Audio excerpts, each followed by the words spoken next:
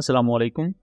Welcome to M रात। दोस्तों, दो अहम टॉपिक्स को लेकर डिस्कस करने जा रहे हैं। पहला हम बात करेंगे कि पाकिस्तान एयरफोर्स की न्यूली रिलीज पीआर वीडियो में टर्बोफैन इंजन की डायग्राम को दिखाया गया है ऑफिशियली, और ये एक हिंट है कि पाकिस्तान पीएफएक्स या दूसरे फाइटर एयरक्राफ्ट प्रोग्राम्स के लिए अपने इंडिजिनस जेट इंजन की तरफ जा रहा है या उसके लिए कोलैबोरेट करने को अपने प्लान्स में शामिल कर चुका है। ये बहुत बड़ी अपडेट है कि पाकिस्तान फाइटर जेट्स के इंजन पर भी काम शुरू कर चुका है या उसको लेकर सीरियसली अब स्टेप्स लिए जा रहे हैं। दूसरा बात करेंगे कि 21 नवंबर को इंडियन एयरफोर्स का एलसीए तेजस एयरक्राफ्ट दुबई एयर शो में क्रैश हो चुका है, और उसके बाद इंडियन मिलिट्री के जो पीआर हैंडल्स हैं वो इसका इल्जाम भी अमेरिका पर लगा रहे हैं। मींस खुद की उनके नजदीक गलती कुछ भी नहीं है। कोई भी अगर काम हो जाए उसके पीछे या पाकिस्तान है, यूएस है, बांग्लादेश है या चाइना है। तो इन दोनों चीजों को डिस्कस करते हैं। पहले टॉपिक की तरफ आ जाएं तो पाकिस्तान एयरफोर्स चीफ दुबई गए हुए थे और दुबई एयर शो अटेंड किया उन्होंने। दुनिया के मुख्तलिफ दूसरे कंट्रीज के एयर चीफ्स के साथ उनकी मुलाकात भी हुई, और पाकिस्तान ने एक नया एक्सपोर्ट ऑर्डर भी साइन किया एक फ्रेंडली नेशन के साथ, जिसमें GF-17 थंडर एयरक्राफ्ट उस कंट्री को सेल किए जाएंगे, और ये पाकिस्तान की डिफेंस एक्सपोर्ट की डोमेन में बहुत बड़ी सक्सेस है।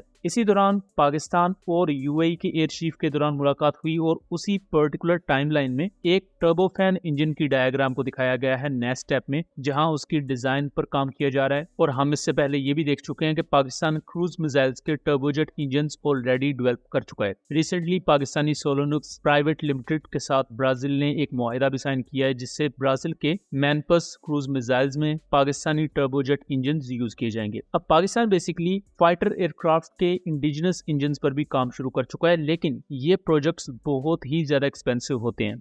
अभी तक जो हमारी असेसमेंट है कि पाकिस्तान मुख्तलिफ फ्रेंडली नेशंस को अप्रोच करेगा कि वो इस प्रोजेक्ट में शामिल हों और इस टर्बोफैन इंजन के प्रोजेक्ट में इन्वेस्ट किया जाए। टर्बोफैन इंजन एक कॉम्प्लेक्स टेक्नोलॉजी है जिसमें आपको हाई एंड मेटलर्जी चाहिए, क्योंकि कंबस्टन चैम्बर इसमें इन्वॉल्व होता है, जहां हाई प्रेशर में कंबस्टन का प्रोसेस होता है। वहां बहुत ही ज्यादा हाईली रेजिस्टेंट मेटल या एलॉयज आपको चाहिए होते हैं। इसके साथ साथ पाकिस्तान को सिंगल क्रिस्टल ब्लेड टेक्नोलॉजी भी रिक्वायर्ड होगी, जो कि ऑब्वियसली अभी पाकिस्तान के पास वो सेटअप नहीं है कि इसको डेवलप किया जा सके। इसका सिर्फ एक ही पॉसिबल सोल्यूशन है कि पाकिस्तान चाइना के साथ इसको लेकर कोलैबोरेट करे। कुछ चीजों को वहां से डायरेक्टली फर्स्ट हैंड इंपोर्ट किया जाए, कुछ चीजों को पाकिस्तान में डेवलप करने की कोशिश की जाए। बट अगर पाकिस्तान अभी से इस पर काम शुरू कर चुका है, जो कि हमें नजर आ रहा है, तो आने वाले 5 से 6 सालों में हमें क्रूशियल डेवलपमेंट होती हुई नजर आ सकती है। और पाकिस्तान पूरी कोशिश करेगा कि पीएफएक्स या पीएफएक्स के जो अपकमिंग वेरिएंट्स होंगे उनमें इंडिजिनस इंजन यूज किया जाए, एज वेल एज उसमें अगर टीओटी के अंदर भी पाकिस्तान को लोकल मैन्युफैक्चरिंग मिलती है तो पाकिस्तान इस ऑप्शन की तरफ भी जाएगा। लेकिन यहाँ सबसे अहम चीज होगी कि कॉम्प्लेक्स टर्बोफैन इंजन से रिलेटेड टेक्नोलॉजीज पाकिस्तान आएंगी, पाकिस्तान उनको हार्बर करेगा, और फ्यूचर में रिसर्च एंड डेवलपमेंट के कॉन्टेक्स्ट में ये पाकिस्तान की एविएशन इंडस्ट्री में एक रेवोल्यूशन का बायस हो सकता है। अब दूसरे टॉपिक पर आ जाते हैं। तो 21 नवंबर को इंडियन एयरफोर्स का एलसीए तेजस दुबई एयर शो में परफॉर्मेंस के दौरान क्रैश हो गया।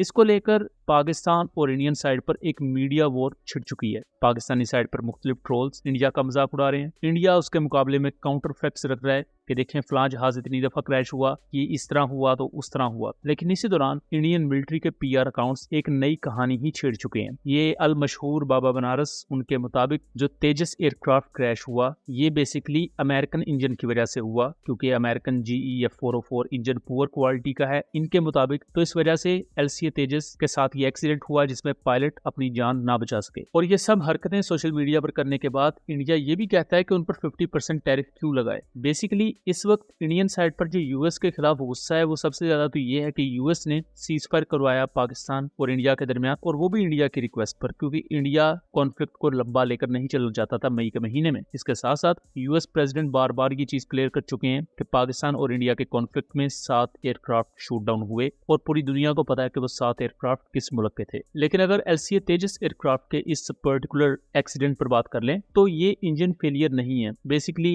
ये से आप पायलट एरर या fly by wire system failure कह सकते हैं, क्योंकि जिस तरह एयरक्राफ्ट लूप में मैनूवर कर रहा था तो यहाँ आपने ज्यादा से ज्यादा एल्टीट्यूड गेन करना होता है, लेकिन यहाँ बहुत ही ज्यादा कम एल्टीट्यूड पर जाकर ही उसने नीचे की तरफ एयरक्राफ्ट को टर्न डाउन किया, जिसकी वजह से एयरक्राफ्ट स्टेबल नहीं हो सका और अल्टीमेटली क्रैश हो गया। अगर इसके क्लोजअप शॉट भी देखें तो जब एयरक्राफ्ट के पायलट ने देखा कि वो क्रैश हो जाएगा तो उसने यहाँ फ्यूल डंप करने की भी कोशिश की, जो कि इंजन से आपको ये फ्यूल निकलता हुआ नजर आएगा। बेसिकली इसे बहुत से लोग ऑयल लीक कह रहे हैं, लेकिन ये बेसिकली फ्यूल डंपिंग है। इसमें क्या होता है कि अगर एयरक्राफ्ट में कोई फेलियर आ जाए या एयरक्राफ्ट के क्रैश होने का खतरा हो तो पायलट फ्यूल डंप करता है बाहर की तरफ ताकि एयरक्राफ्ट का वजन थोड़ा सा कम हो और उसे ज्यादा थ्रस्ट या लिफ्ट मिल सके। लेकिन यहाँ ये टैक्टिक्स भी नाकाम रही और अल्टीमेटली एयरक्राफ्ट क्रैश हो गया। कुछ इंटरनेशनल एनालिस्ट के मुताबिक ये इंडियन एयरफोर्स के पायलट की तरफ से पुअर हैंडलिंग थी या वो मिस्टेकनली इस पूरे सिनेरियो को मिसकैलकुलेट कर गए कि जो चीज रिक्वायर थी या मैनूवर के लिए जो मेजर्स रिक्वायर थे वो नहीं प्रॉपर ले पाए और उसी वजह से ये एयरक्राफ्ट का क्रैश हुआ। But ultimately still Indian military के जो पीआर अकाउंट्स हैं वो सही चीज को बयान करने की बजाय उल्टा अमेरिका पर या